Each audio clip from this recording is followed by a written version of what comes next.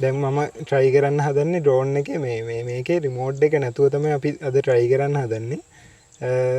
මෙතනින් දැන් අපිට මෙතනින් මේකෙන් අපිට මේ මාරු කරන්න පුළුවන් මේ මෙතන තියෙන බටන් එක ඔයාලට පේනවා ඇති. මෙතන තියෙන බටන් එකෙන් අපිට ගහන්න ඕන shot එක අපිට select කරන්න පුළුවන්. මම දැන් circle shot එකක් දෙන්නේ. circle shot එක ගහමු බලන්න. මෙතනින් ආපහු එතන මෙහා පැත්තේ මේ වෙනස් කර දැන් true meter මගේ වටේ circle එකක් විදියට වුණා විදියට දැන් circle එකක් විදියට කරගන්න.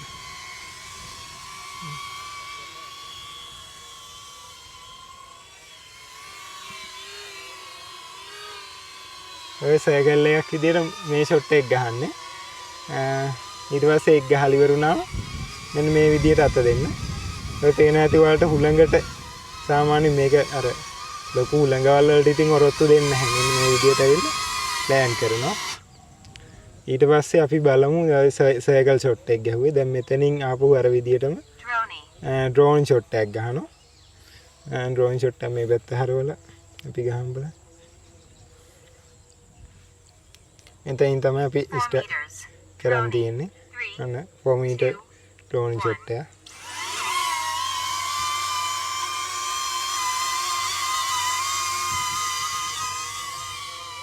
යන විදියට ඔය ආකාරයට සාමාන්‍ය ඩ්‍රෝන් ෂොට් එක ගහගන්න. ඇති. ගාර ඩ්‍රෝන් එකක් යනවා වගේ තමයි ඩ්‍රෝන් ෂොට් එක ගහගන්නේ. ඒක normal ඒ කියන්නේ 4 meter යනවා.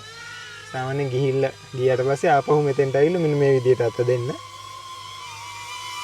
අත උඩට ගානට ඇවිල්ලා ලෑන්ඩ් කරනවා. ඔය විදියට. ආපහු දැන් අපි බලමු ඩ්‍රෝන් එක ඉවරයි. selfie shot එකක් ගහමු බලන්න. 3 shot sizes. Selfie shot. 3, 2, 1.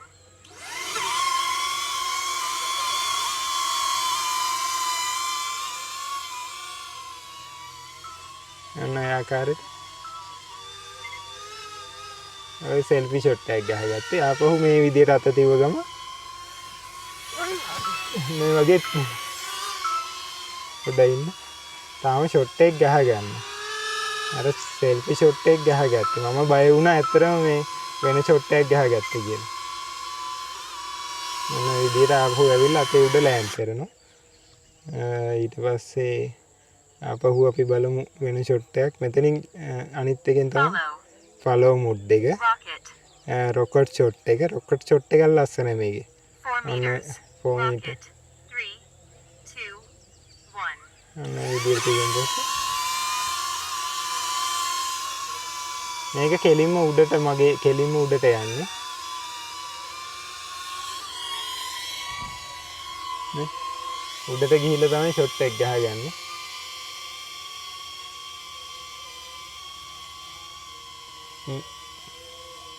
මේකත් අර මාර ලස්සන ෂොට් එකක්. ඔයාලත් ගහලා බලන්න නිතරම මේක මාර ලස්සනම ෂොට් එකක්.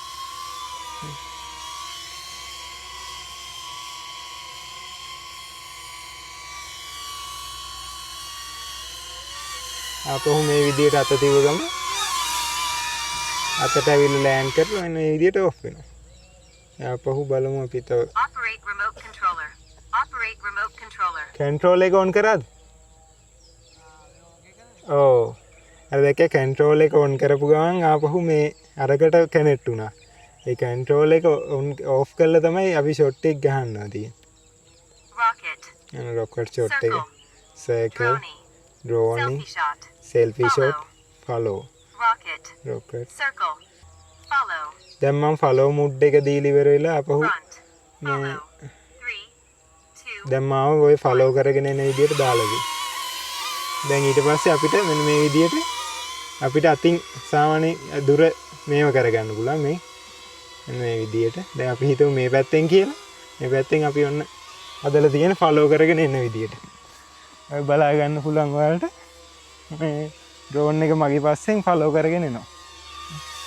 දැන් මම මේ පැත්ත හැරිලා ඉවරලා ගියොත් ඉන්නේ drone එක ඒ විදියට නේ.